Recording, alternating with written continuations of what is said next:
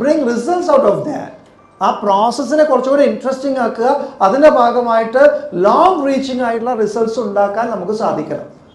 ആ കുട്ടികളുടെ ലൈഫിലേക്ക് അത് എത്തിക്കുന്ന തരത്തിൽ അതിന് എഡ്യൂക്കേറ്റഡ് ആണ്. കുറേ ചോദ്യങ്ങൾ പഠിക്കുന്നു, ഉത്തരങ്ങൾ പഠിക്കുന്നു, അത് അതുപോലെ തന്നെ പഠിച്ചു വെച്ച് പരീക്ഷയ്ക്ക് എഴുതി വെക്കുന്നു, പുറത്തിറങ്ങുന്നു. പണ്ട് ആരോ അതിനെ പുട്ടുംകുറ്റി വിദ്യാഭ്യാസം എന്ന് വിളിച്ചിട്ടുണ്ട്. പുട്ടുംകുറ്റി വിദ്യാഭ്യാസം, അതായത് ആദ്യം നമ്മൾ കുളത്തിൽ വെള്ളം വയ്ക്കുന്നു, എന്നിട്ട് കുറ്റി എടുക്കുന്നു, കുറ്റിയിൽ ആദ്യം എന്തിടുന്നു? തേങ്ങയിട്ട് ആദ്യം വെള്ളത്തിൽ വീഴും. ആദ്യം എന്തിടുന്നു? ചില്ലിടുന്നു. അപ്പോൾ പ്ലാറ്റ്ഫോം ഉണ്ടാവണം. പിന്നെ എന്തിടുന്നു?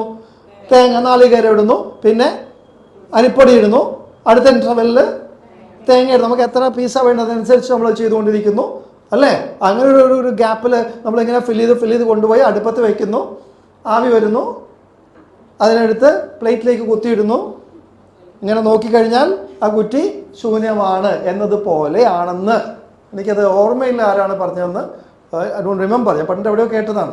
പുട്ടുംകൂറ്റി വിദ്യാഭ്യാസ രീതിയാണ് നമ്മുടേതെന്ന്. എന്ന് പറഞ്ഞാൽ ഓരോരോ ഇൻ്റർവെല്ലിൽ ഓരോ ടീച്ചർ വന്ന് ഫിസിക്സ് ഇടുന്നു, കെമിസ്ട്രി ഇടുന്നു, മാത്തമാറ്റിക്സ് ഇടുന്നു. അങ്ങനെ നമ്മളത് അവിടെ കിടന്ന് ഇങ്ങനെ പരീക്ഷാ സമയം ആവുന്നത് വരെ നമ്മളിങ്ങനെ വേവിച്ചുകൊണ്ടേയിരിക്കുന്നു.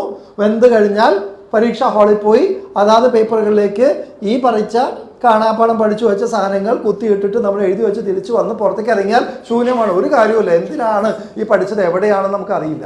പരീക്ഷ പാസ്സായിട്ടുണ്ട്, എന്നാൽ അപ്ലൈ ചെയ്യാൻ പിന്നെ ഹയർ സ്റ്റഡീസിലൊക്കെ പോകുമ്പോൾ ആ രീതിയിൽ പഠിച്ചവർ, ഭൂരിഭാഗം അങ്ങനെ പഠിച്ചവരായിരുന്നില്ല, അങ്ങനെ പഠിപ്പിച്ചവരായിരുന്നില്ല. പരീക്ഷ പാസ്സാവാൻ ഒരു കാലത്ത് 10ാം ക്ലാസ്സെങ്കിലും പാസ്സാവണ്ടേ എന്നുള്ളതാണ്.